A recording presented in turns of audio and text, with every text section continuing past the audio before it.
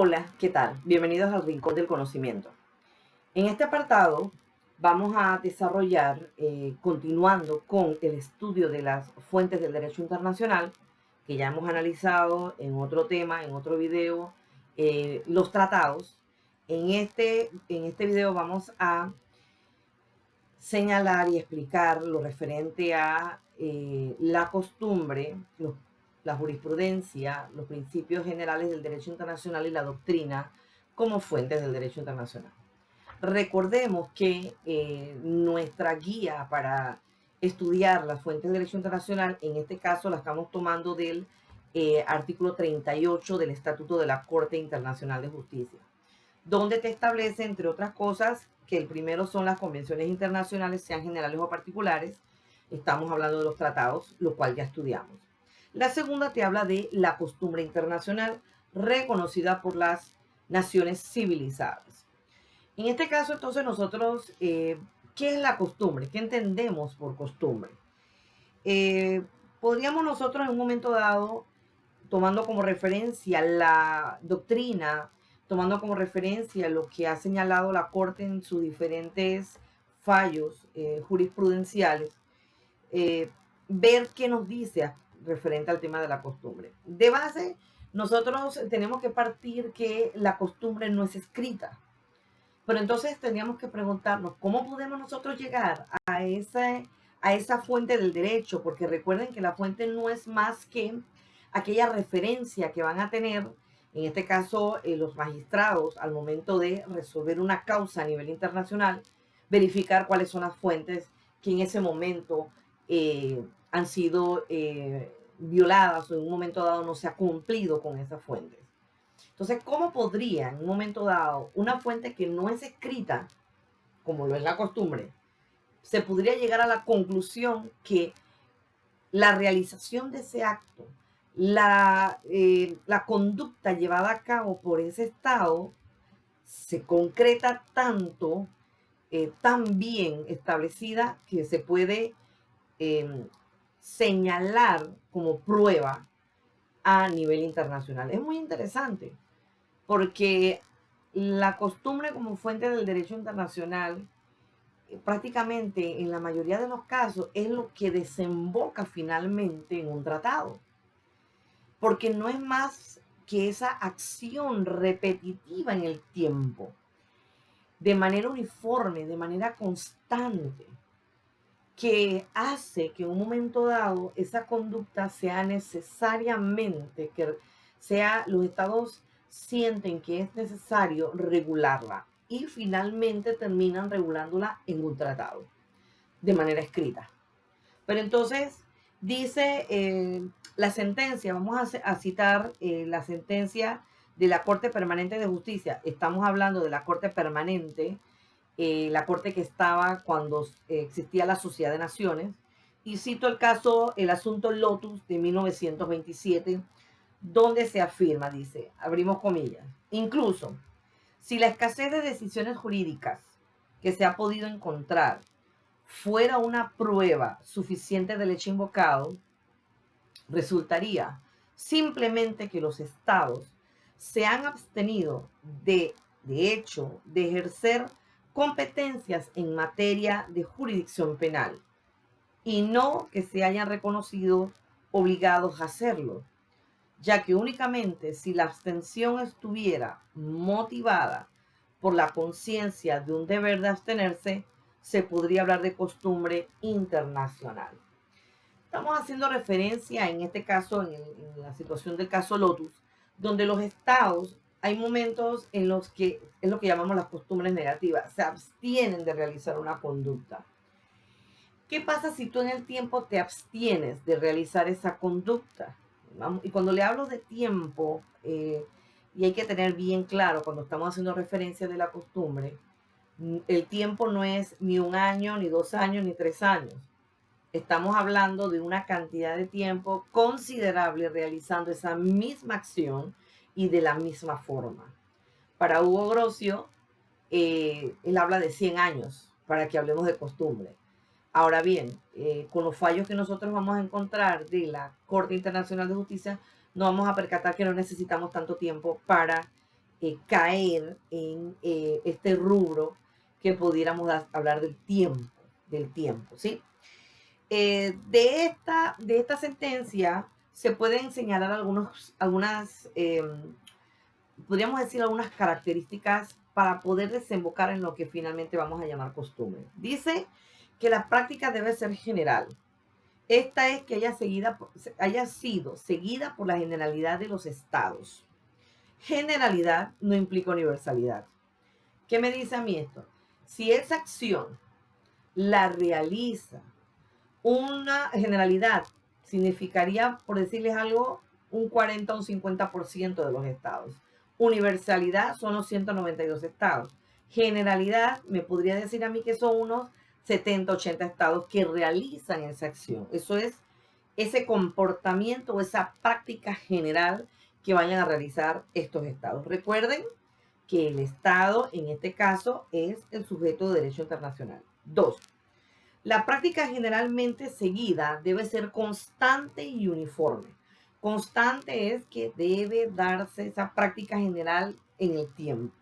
Y uniforme significa que esa práctica debe darse siempre de la misma manera, de la misma forma, que no se den cambios. Porque en la medida en que un accionar, en que una práctica, yo le inserto un cambio, inmediatamente, ¿qué va a pasar?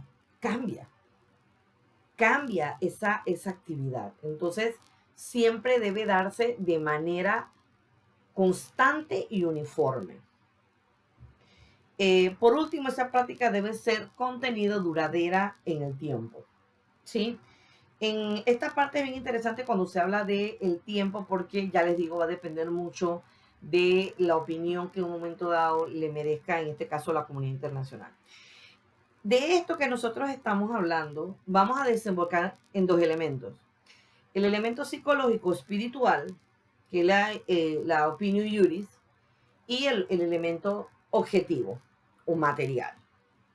En el caso del elemento psicológico, esto es muy importante porque hay que tener claro que cuando se quiere llegar a una práctica, a una acción, nosotros debemos partir de algo.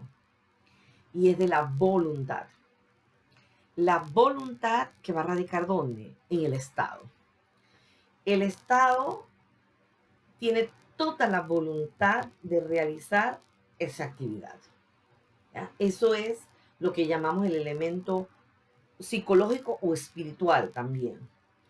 Dice que la práctica por parte de los estados significa, cito, los actos constitutivos de la práctica deben realizarse de tal forma que demuestren la creencia de que dicha práctica es estimada como obligatoria en virtud de una norma jurídica que la prescribe. Cuando nosotros estamos hablando que debemos desembocar en la obligatoriedad, y es ahí donde radica una de las grandes diferencias que nosotros vamos a encontrar en la costumbre como fuente del derecho internacional y los usos o la cortesía. Precisamente en esa parte es donde va a radicar el tema de la obligatoriedad, porque nosotros vamos a encontrar en un momento dado que la costumbre sí es obligatoria, pero en el caso, por ejemplo, de los usos no son obligatorios porque pueden cambiar, pueden en un momento dado realizarse con un interés en un tiempo, pero después cambian. Y vienen a cambiar en este sentido porque probablemente no existe el interés por parte de los estados de que esa conducta se siga realizando de esa manera. ¿Qué pasa? Que en este caso, entonces, ya no estamos hablando de la costumbre, ni estamos hablando de una fuente del derecho internacional. Estamos hablando de un uso, de una práctica que se puede realizar en un tiempo de determinada manera, pero que después va a cambiar, ¿sí? Por eso es que en un momento dado, cuando se estudia la costumbre, se debe determinar, en este caso, en este sentido, si la práctica es constante. si la práctica es uniforme en el tiempo. Entonces, cuando se habla de esa práctica, se dice que debe darse una aceptación general, que no sea dudosa, esto es importante. No es que lo hacemos, la práctica se realiza de una forma, no, no, no, no. Debemos estar claros que esa práctica en el tiempo se hace de una manera clara y precisa. No es que es tácita, no es que creemos, no, debe estar, porque estamos hablando de una fuente del derecho que podemos citar en este caso. Entonces esa aceptación tiene que ser general y tiene que estar clara. Debe ser uniforme. La práctica de los estados debe ser frecuente y uniforme. O sea, significa que es una práctica que se da de manera, no es que la práctica se va a realizar hoy, 29 de abril, y nuevamente la hacemos el 29 de agosto, y nuevamente se hace el 29 de enero. No, tiene que darse de una manera más uniforme y constante. La duración. La práctica debe ser considerada, aunque se ha cambiado mucho desde la antigüedad. Les citaba a ustedes el caso de Grosio. Les voy a citar en este caso una sentencia del 20 de febrero de 1969, donde en relación a la duración se cita lo siguiente. El hecho de que no haya transcurrido más de un breve lapso de tiempo no constituye en sí mismo un impedimento para la formación de una nueva forma de un derecho consuetudinario. Esto en referencia a lo que hablábamos anteriormente, de que para Hugo Grosio implicaba un tema de Hugo Grosio, considerado el padre del derecho internacional, consideraba que tenía que ser 100 años. Entonces la sentencia viene a decir, bueno, pero es que puede pasar un lapso, un breve lapso de tiempo que nos lleva a nosotros a ir a una pequeña conformación de lo que llamamos el derecho consuetudinario. En este caso, la costumbre como fuente del derecho internacional. Tiene que darse una convicción jurídica. La convicción jurídica significa esa obligatoriedad, y eso es subjetivo por parte de los estados. Nosotros en este devenir de las formas o de hablábamos del elemento material, y el elemento material no se configura más que esa práctica, ese accionar. El elemento subjetivo es la voluntad del Estado. Nosotros podemos encontrar variados tipos de costumbres regionales. Nosotros, por ejemplo, si queremos dar un ejemplo de costumbres regionales, nuestras ferias, el tema de la zafra, el tema de, por ejemplo, cuando en un lugar se celebran ciertos acontecimientos, como por ejemplo en David, Chiriquí, que se celebra la feria de San José de David, o por ejemplo en Bugaba. Esas son costumbres regionales. Y que en algún momento dado, ante cualquier situación que se dé, pues pudiésemos señalar que es parte de una costumbre que existe o se da dentro de un estado. Una costumbre, como ejemplo que nosotros pudiéramos citar y que se ha dado a nivel internacional, pero yo se lo cito como manera de ejemplo. Imagínense que nosotros tenemos que compartir en algún momento dado espacios marítimos, no compartir, sino que los espacios marítimos entre, por ejemplo, entre Panamá y Costa Rica, no hay una división en el mar, ¿ya? Entonces, imagínense, o sea, cuando le hablo de una división, no hay un dique o no hay, sino que están ahí. Los espacios, nosotros sabemos que hasta dónde llega nuestro límite terrestre, pero si ustedes van hacia estos lugares, van a decir, ¿dónde termina el límite? ¿Dónde finaliza? ¿O dónde empieza el límite marítimo entre ambos estados? No se da. Imagínense que con el tiempo, vamos a suponer que pescadores de Costa Rica comiencen a faenar, comiencen a pescar cerca de nuestras aguas y lo empiecen a hacer y Panamá se dé cuenta. Panamá se dé cuenta que está ocurriendo ese hecho y deja que pase. ¿Sí? Y dejan que pasen 20 años ocurriendo esta situación. Vamos un poquito más allá.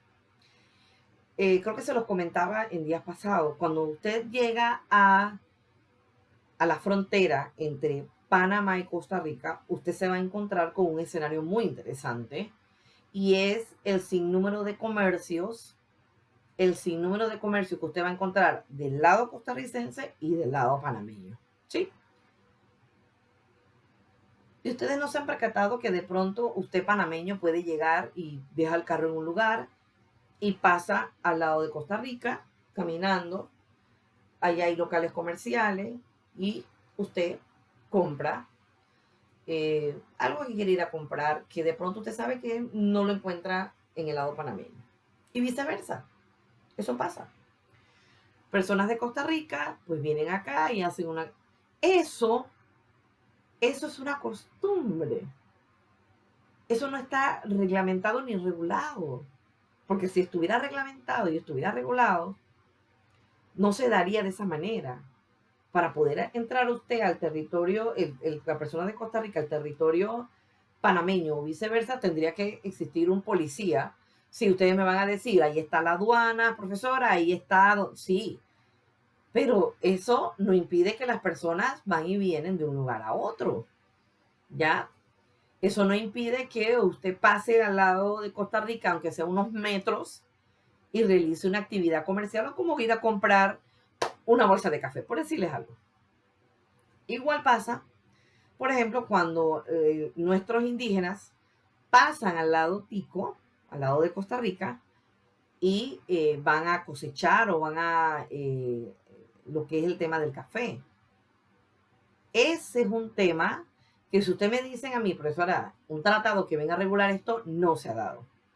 Eso es una costumbre que se ha dado en el tiempo y que ya ambos países saben que cuando estas personas, estos indígenas, cruzan el lado de Costa Rica, allá se les atiende, allá se les da casa, comida, se les da salud.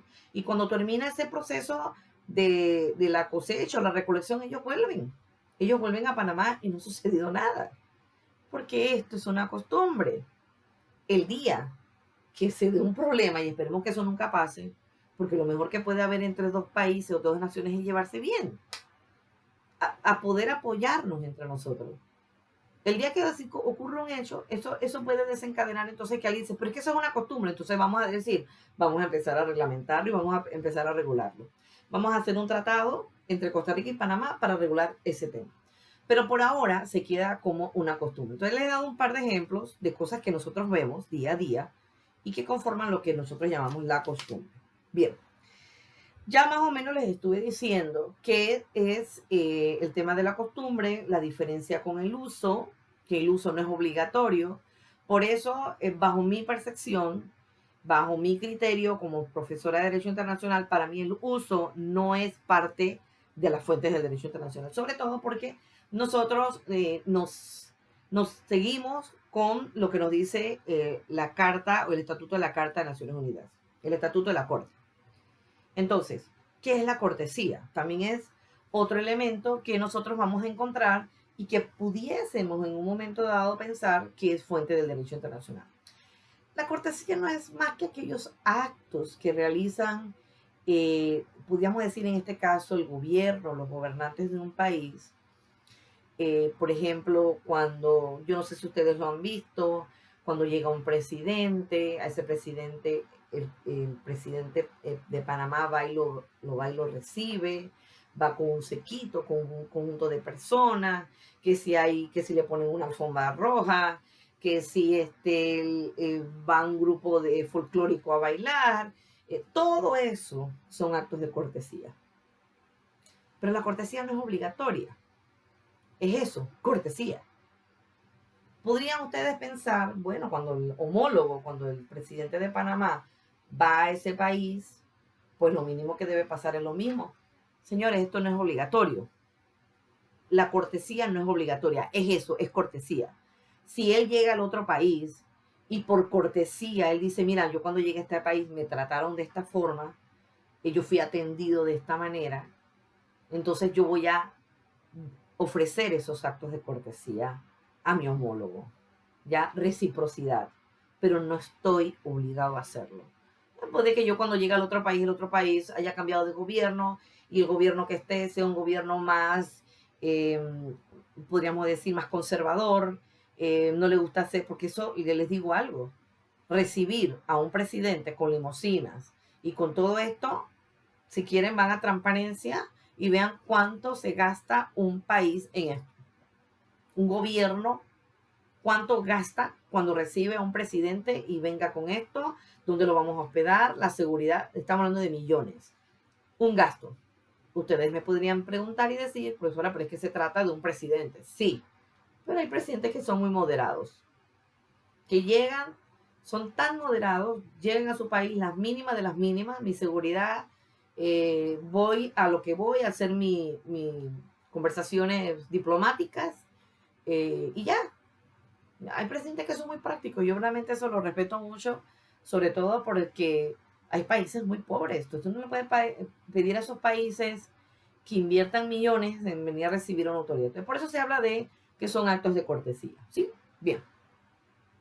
Los principios generales del derecho internacional, en sí nos tenemos que ir a esos principios básicos que nosotros encontramos en el derecho internacional y que lo encontramos en la Carta de Naciones Unidas.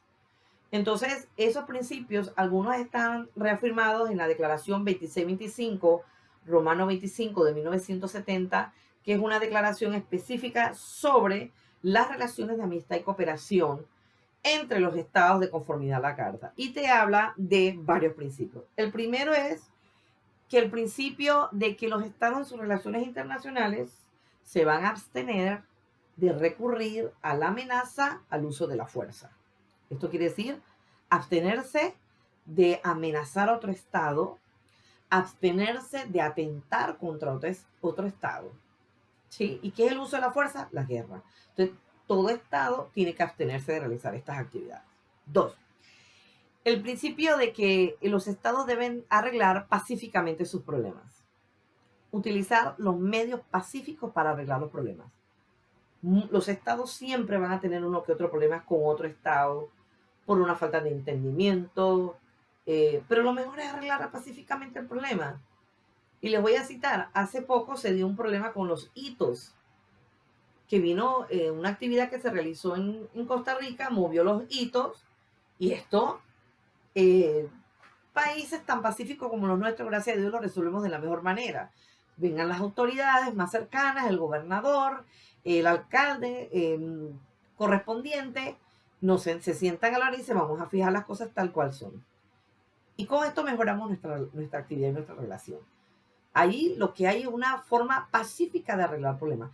Pero usted puede encontrar países, por ejemplo, más beligerantes, países que son muy protectores de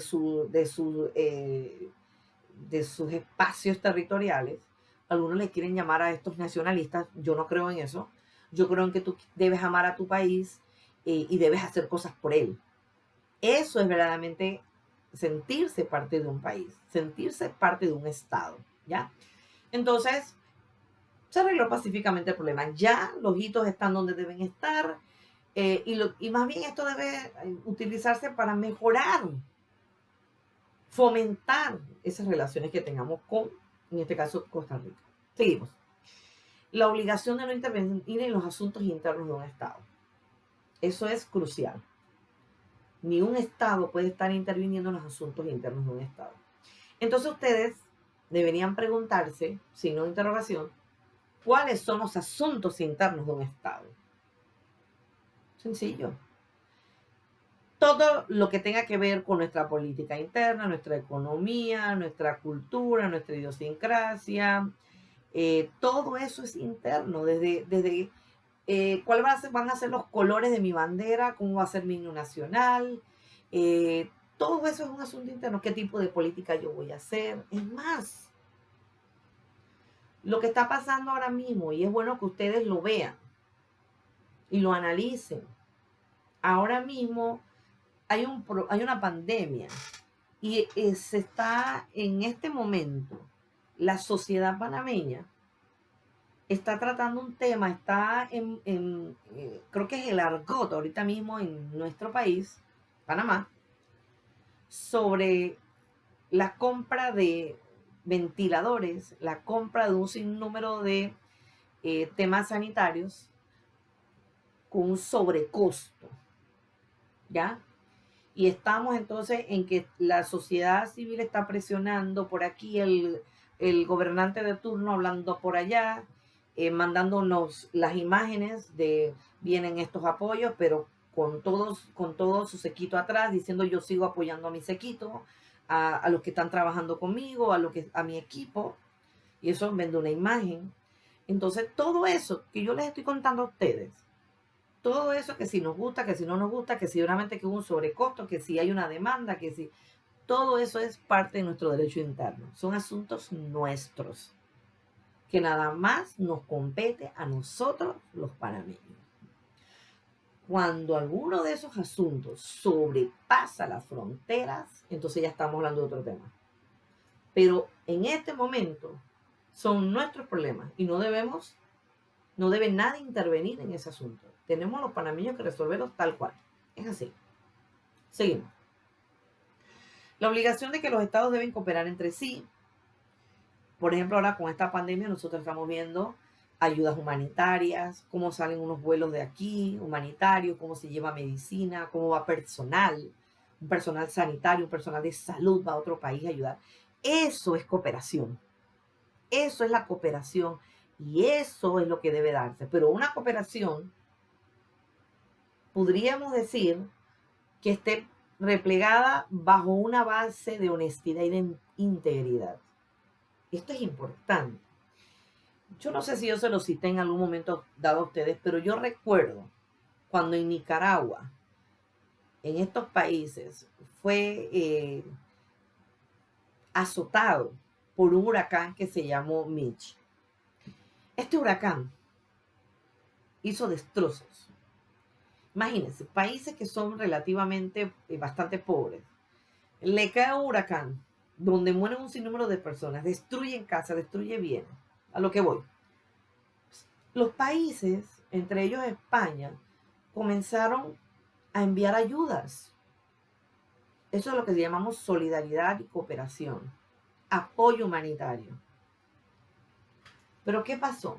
Y esto se lo digo con conocimiento de causa porque yo en esa época viví en España y escuchaba las noticias y habían ONGs que decían, vamos a mandar el apoyo, pero nosotros vamos a enviar ese apoyo, esa cooperación, pero se las vamos a entregar no al gobierno, se las vamos a entregar a organizaciones cívicas, debidamente reconocidas, debidamente establecidas, Cruz Roja, ya, por decirles algo, organizaciones que sabemos que van a recibir el bien y el bien va a llegar a quien corresponda, a las personas más necesitadas. ¿Y por qué les digo esto?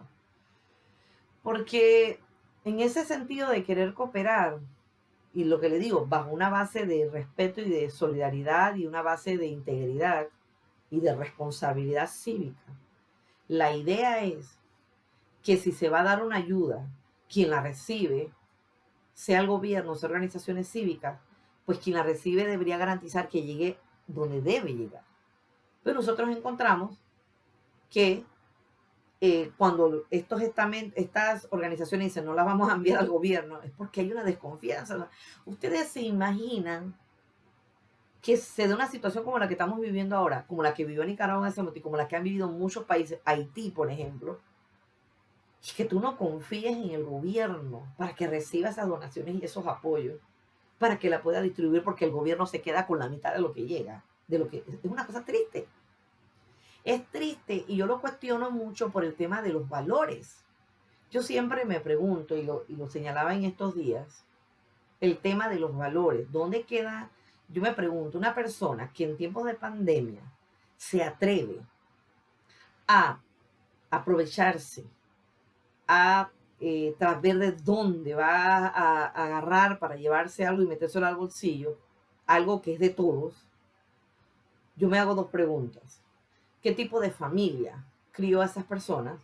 Y la segunda, si es padre de familia, ¿qué tipo de valores le está enseñando a sus hijos? Esto lo cierro aquí, le hago mi comentario para que ustedes lo comenten, lo analicen, porque definitivamente es un tema que nos atañe a nosotros, los panameños, y que podemos en un momento dado preguntarnos cómo está esta sociedad, ¿no? Y lo dejo en signo de interrogación. El principio de igualdad de derechos y de la libre determinación de los pueblos es otro principio muy interesante porque eh, todo Estado que en un momento dado potencia tiene bajo su control colonias o grupos que desean alcanzar su independencia, esta potencia, si ese pueblo está preparado, si esa nación está preparada, lo que debe hacer es tratar de llevarlos a su independencia. Esto, recuerden que estos principios vienen desde 1945, donde había muchas potencias como Francia, como el Reino Unido de Gran Bretaña, como la Unión Soviética en su momento, que hoy en día es Rusia, como Estados Unidos, por ejemplo, como China, Portugal, España, que tenían pueblos o naciones que los tenían bajo su administración. Entonces, por ejemplo, todo lo que era África estaba ocupada, estaba dividida, estaba controlada por potencias. Entonces, bajo este principio se le decía, bueno, ayuda a ese pueblo a llegar a su independencia. ¿Qué significaba? Que ese pueblo tú lo tenías que ayudar a que conformara un gobierno, que estuviera bien establecido en una parte territorial, que tuviera una población, para solamente darle su independencia, que obtuviera su soberanía. Entonces, parte de lo que dice estos principios era buscar eso, la libre determinación de los pueblos. Y fue un principio que sirvió para desarrollar resoluciones en Naciones Unidas, declaraciones, a partir de 1960, por ejemplo, 1955, 1960, para llevar a muchos países africanos a su independencia. Y ustedes lo pueden ver cuando la mayoría de países africanos alcanzó su independencia, a partir de 1955 en adelante. Muy bien. También se habla de el principio, pues, de que los estados van a cumplir todas sus acciones de buena fe. Se parte de esto. Se parte de que los estados van a cumplir todas las acciones que ellos realizan de buena fe. Ahora bien,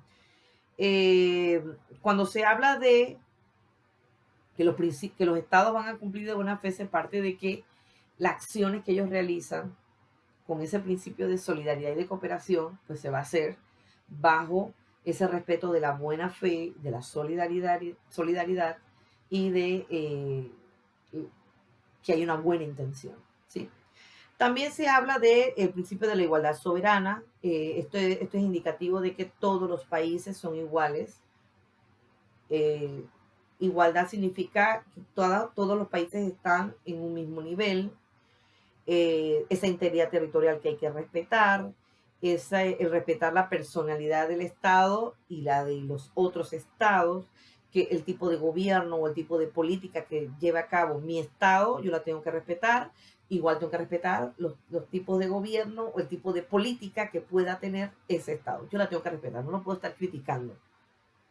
No puedo estar criticando a los demás estados, salvo que yo tenga alguna conexión o salvo que yo tome una decisión o que yo me vaya a guerra con ese Estado, entonces yo debo atenerme a eso.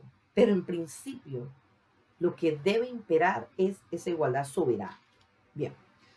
También podemos hablar como otra fuente del derecho internacional, la costumbre. Ya hablamos de la costumbre, de los principios generales del derecho, ahora vamos a hablar de la jurisprudencia o las decisiones judiciales. ¿Qué es la jurisprudencia? La jurisprudencia no es más que el conjunto de decisiones de los tribunales internacionales. En este caso, pudiéramos citar la jurisprudencia que emana de la Corte Internacional de Justicia, que es muy rica, es una jurisprudencia que viene a desarrollar esas otras fuentes del derecho internacional. Podemos citar que la jurisprudencia, la jurisprudencia no se crean normas, lo que se hace es que se interpreta, ¿sí? Se interpreta, los magistrados vienen en este caso, hay un tratado que se incumplió, vamos a interpretarlo. Vamos a ver si la parte en un momento dado incumplió o no cumplió, o cumplió y la otra parte quiere pues demandarlo sin una razón. Entonces, eso es lo que hacen los magistrados, interpretar, en este caso, el tratado o verificar realmente si se dio una costumbre, verificar si se atentó o no se atentó contra un principio del derecho internacional, etcétera, ¿sí? Hay una historia bien interesante de la Corte. Esta Corte toma más formalidad, podríamos decir, a partir de 1945. Estuvo la Corte Permanente de Justicia, que fue una corte, un tribunal permanente que tuvo su vida desde que nace la Sociedad de Naciones, pero prácticamente desaparece en el 36. Entonces, cuando ya viene la Organización de Naciones Unidas, ellos paralelamente al momento en que nace la organización, nace la Corte. Pero recuerden que es un órgano jurídico, es un órgano que no, debe tratar de que no esté impregnado del tema político. Ustedes pudieran decir, ¿y los magistrados quién los escogen? Ya, y ahí en la escogencia no hay un tema político. Yo les digo algo, yo tengo una percepción, es muy personal y puedo decir que está fundamentada, de que los magistrados que participan en la Corte son gente de trayectoria, son gente con criterios, son gente estudiosa del derecho internacional, son gente moral. O sea, nosotros no hemos escuchado de casos, de situaciones de magistrados que sean unos corruptos y que quieran resolver.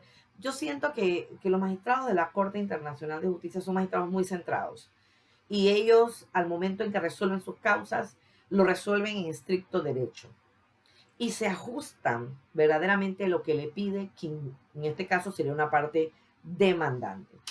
Yo les recomiendo a ustedes ver un poco, son muchísimos los fallos que nosotros encontramos en la Corte, que emanan de la Corte Internacional de Justicia. Ahora bien, hay que aclarar algo. La Corte tiene dos funciones. Tiene un procedimiento o una función de tipo contenciosa y una consultiva, ¿sí? ¿Qué es la contenciosa? La contenciosa es cuando un Estado parte, el Estado A, demanda al Estado B, ¿ya? Porque no cumplió con un tratado. Y él tiene que presentar las pruebas, igual se le va a dar la opción al Estado B de que presente sus pruebas, de que sí cumplió. Eso es contencioso, es una demanda propiamente tal. Lo que decida la Corte en este proceso de tipo contencioso es vinculante, significa que lo que decida la Corte, las partes tienen que aceptarlo. Por eso se llama que es vinculante. El otro procedimiento que tiene la Corte es el procedimiento consultivo. La palabra lo dice, es una consulta. ¿Sí? En una consulta, sencillo, si lo hablamos en términos sencillos, en una consulta, usted decide si lo atiende o no lo atiende. No es vinculante, es una mera consulta. Hay una serie de consultas, hay una muy interesante que es sobre la ilicitud o la licitud de armas nucleares. Es una opinión consultiva de 1996, muy interesante, se recomiendo que la lean, sobre si es legal o es ilegal la utilización de armas nucleares. Todo el mundo, ustedes de pronto podrían pensar, por supuesto que es ilegal, pero léanse mejor la opinión consultiva. Es una opinión que le pide la Asamblea a consecuencia de una solicitud que le hace la Organización Mundial de la Salud, el tema también del ambiente, que te dicen cuando utilizan estas armas nucleares, cuánto afecta a la salud, cuánto afecta al medio ambiente. Entonces, ¿será legal o ilegal utilizarlas? Lo dejo ahí porque esto da para mucho. De verdad que discutir un tema o una jurisprudencia da para mucho porque hay opiniones encontradas. Es más, esa sentencia es un hito a nivel internacional porque no hubo una decisión mayoritaria. Eran 15 magistrados, fue una decisión que le llaman el non-liquid. Ya fue una decisión que 7 magistrados contestaron de una forma y otros 7 magistrados opinaron de otra forma. Entonces, pero era una opinión consultiva, recuerden. Entonces se cita a nivel internacional porque no deja de ser muy interesante. Ok. Aparte de el tema de la jurisprudencia, también teníamos entonces la doctrina. En el caso de la doctrina, no es más que podríamos decir, lo que estudian, lo que plasman por mucho tiempo de estudio los internacionalistas, los juristas. En derecho internacional hay un sinnúmero de personas, estudiosos.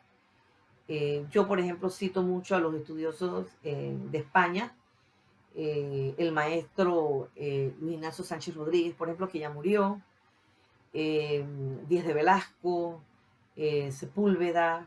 Son muchos autores españoles que han estudiado, que han realizado compilaciones sobre el tema del derecho internacional. ¿Qué son las compilaciones? No es más que los libros, las obras que ellos, donde plasman su conocimiento, su opinión, su interpretación sobre estos temas. Entonces, esto es lo que nos toca ver en este video sobre el tema de las fuentes del derecho internacional.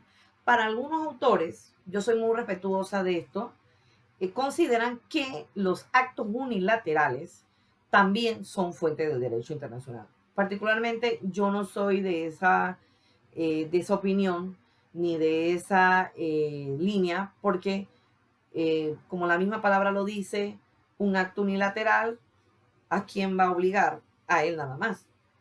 La idea es que si se realiza una acción, sea obligatoria para un sinnúmero de estados. Precisamente al ser obligatoria para un sinnúmero de estados, trae a colación el hecho de que es lo que ellos, al realizar la acción, va a traer como consecuencia que sea una costumbre, pero ya no para un solo estado, sino generalidad. ¿Se acuerdan cuando hablamos de la generalidad? Que no es universalidad.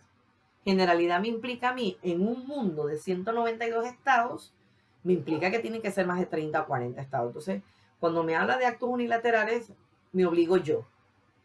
Solamente yo. Pero si yo hablo de actos que muchas de las partes se van a ver compelidos a actuar de esa manera porque es obligatorio, ya entonces vamos conformando ese rubro que llamamos como parte del fuente del derecho internacional que llamamos costumbre. Espero que esta clase sobre el tema de las fuentes les ayude en sus conocimientos, y esperando pues que en pronto el video vamos a tratar el siguiente tema, que es los estados.